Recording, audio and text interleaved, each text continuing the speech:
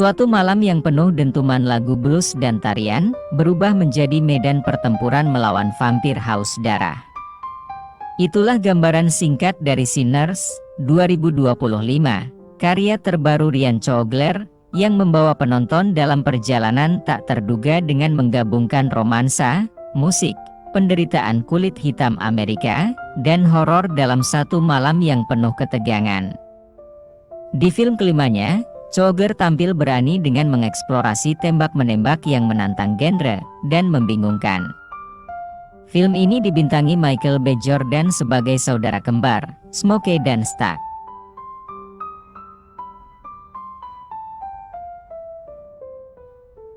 Hanya sedikit pembuat film Amerika dalam ingatan baru-baru ini yang bangkit dengan kecepatan Coogler yang memusingkan, yang satu dekade lalu menjadi terkenal dengan Creed, pemikiran ulang waralabanya yang menghentikan seri Rocky dari alat bantu hidup.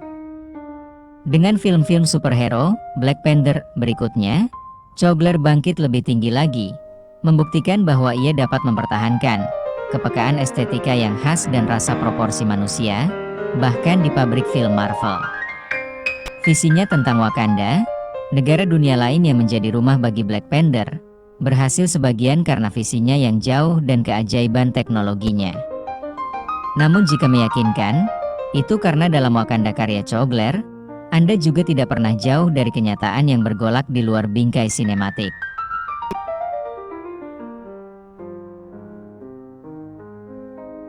Kenyataan itu bahkan lebih jelas hadir di jalanan berdebu dan keramaian yang semarak dalam Sinners, yang berlatar tahun 1932 di dan sekitar Clarksdale, Mississippi, sebuah kota delta yang terletak di sudut barat laut negara bagian itu. Di sana, di tengah ladang kapas yang tak berujung, Samie diperankan Miles Chaton, seorang putra pendeta yang manis dan tulus, ingin bermain musik. Ia mendapat kesempatan ketika sepupunya, si kembar identik Smokey dan Stack, mengubah bangunan terbengkalai menjadi tempat hiburan malam. Di sana, Samie membakar tempat itu dengan suaranya yang menggema dan dobro yang bernada sengau, gitar yang asal-usulnya sama jahatnya dengan milik musisi blues, Robert Johnson. Coogler, yang juga menulis skenarionya, mulai memainkan perannya di awal Sinners, yang dibuka dengan adegan yang menarik. Samie yang linglung dan berdarah-darah menyerbu gereja ayahnya di tengah khotbah, dengan leher gitar yang patah dan bergerigi, digenggam dengan satu tangan. Beberapa saat kemudian, cerita beralih kembali ke masa lalu. Sebagai intro, ini cukup menjadi tanda tanya untuk membangkitkan rasa ingin tahu Anda, yang semakin meningkat dengan munculnya Smokey and Stack, para dandias yang sinkop dengan gaya tinggi dan masa lalu yang berat. Keduanya telah bertahan dalam perang, selamat dari kisruh Al Capone di Chicago, dan berpegang teguh pada romansa yang membara. Si kembar Smokey dan Stack pulang ke kampung halaman mereka di Clarksdale dan mengubah bekas pabrik menjadi juke joint, tempat hiburan bagi komunitas kulit hitam. Mereka ingin menciptakan ruang aman untuk berkumpul, bersenang-senang, dan mengekspresikan diri lewat musik. Namun, malam pembukaan mereka berubah menjadi mimpi buruk saat trio vampir kulit putih yang dipimpin Remick datang dan mengacaukan segalanya. Smokey dan Stack adalah dua sisi dari koin karismatik yang sama. Stack mengenakan topi fedora merah mencolok dan dasi, sapu tangan terselip rapi di saku dada. Ada sedikit warna emas dalam senyumnya yang siap, dan lebih dari sekadar kesan jahat. Kakaknya mengenakan topi biru dan segera menghisap rokok, sulur asap mengepul di wajahnya yang lebih tegas dan lebih melankolis. Setelah si kembar menyegel kesepakatan, bagian-bagian naratif lainnya mulai terbentuk. Ada banyak, beberapa di antaranya lebih cocok satu sama lain daripada yang lain. Delroy Lindo muncul sebagai pemain blues lainnya, Delta Slim, seperti halnya Lee Jun Lee dan Yao sebagai pasutri pedagang grosir, Grace dan Bo Chow. Si kembar berhubungan kembali dengan kekasih lama. Smokey dengan Annie, diperankan Wunmi Mosaku, Stuck dengan Mary, diperankan Hailey Steinfeld. Keduanya kisah cinta yang tidak pernah berjalan mulus seperti yang diinginkan Coogler. Annie menghancurkan hati Anda, Mary membuat Anda gelisah. Itu tidak akan menjadi masalah jika Mary, seorang wanita dengan identitas yang menegangkan, tidak dibebani dengan begitu banyak simbolisme. Sebaliknya, Mosaku berperan sebagai wanita sejati, bukan wanita sombong, dan reuninya dengan Smoke begitu indah dan sangat panas.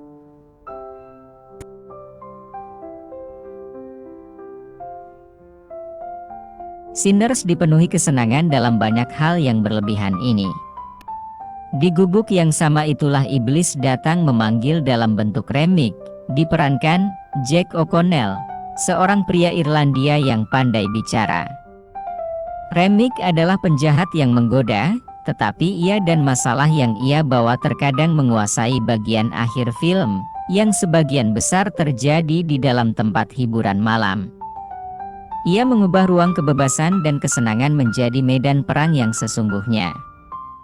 Karya Coogler tetap mudah, dengan pementasan dan pengambilan gambar yang sangat sinkron. Coogler adalah sutradara aksi yang luar biasa, yang mungkin menjadi alasan mengapa ia mencurahkan begitu banyak waktu untuk pertempuran sengit ini. Dengan tembakan dan air mancur berdarahnya. Meski begitu, adegan yang terus terputar di kepala penonton adalah adegan yang lebih tenang dan lebih halus.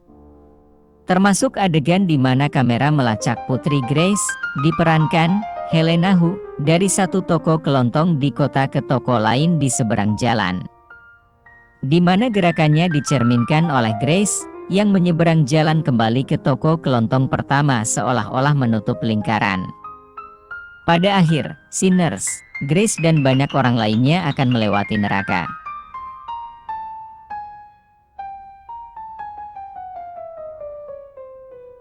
Musik menjadi jantung film ini, mulai dari blues klasik hingga hip-hop modern yang muncul dalam sekuen surrealis penuh semangat.